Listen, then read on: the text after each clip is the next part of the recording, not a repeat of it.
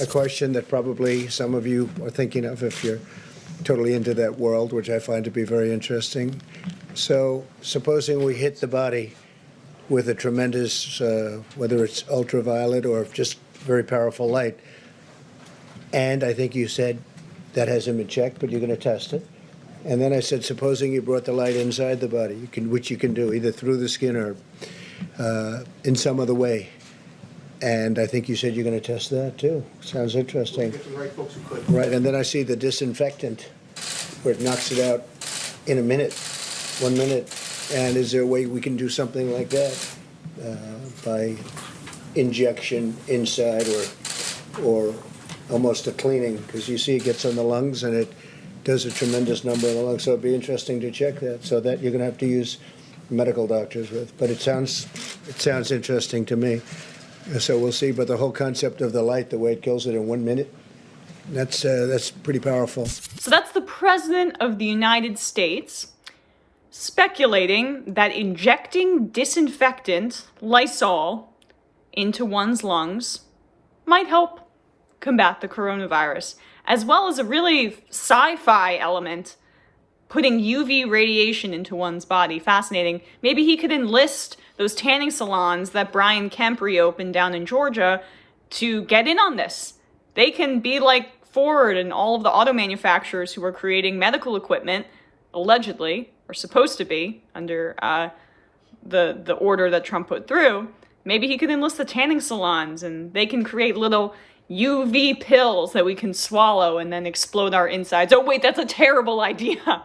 That's a terrifying idea. And he's just sitting up there pontificating with no end in sight. Fine, you have your crackpot ideas. Say them in private, dude. He has no consideration for the importance of his words, the fact that people sit and watch his briefings and take what he says seriously. I know that's hard for some of us to fathom as progressives, but he is the President of the United States. When he was touting hydroxychloroquine, there was a huge run on hydroxychloroquine, and now a study has found that it might actually have adverse effects in treating coronavirus.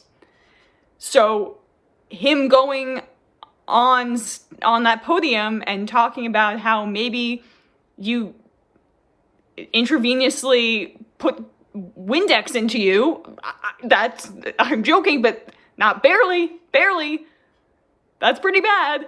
And it was so bad that the companies who manufacture these products had to come out against it. British firm Reckitt Benckiser RB, which makes disinfectants Dettol and Lysol, among other household products, said under no circumstance should disinfectant be injected or ingested. At his press conference on Thursday, Trump suggested scientists should investigate if they could inject the human body with disinfectants to kill the virus. In a statement, RB said, due to recent speculation and social media activity, RB, the makers of Lysol and Dettol, have been asked whether internal administration of disinfectants may be appropriate for investigation or use as a treatment for coronavirus. As a global leader in health and hygiene products, we must be clear that under no circumstance should our disinfectant products be administered into the human body through injection, ingestion, or any other route. As with all products, our disinfectant and hygiene products should only be used as intended and in line with usage guidelines. Please read the label and safety information. If only the makers of these cleaning products had the podium, had the bully pulpit, had all of the visibility that Trump has. But this isn't gonna make headline news. I mean, maybe a little bit. People will be looking into it. I get it.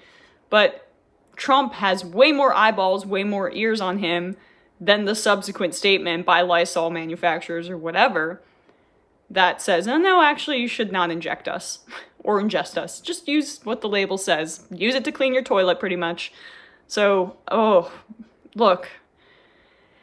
And Pelosi's in San Francisco with her ice cream. We gotta get our leaders back now.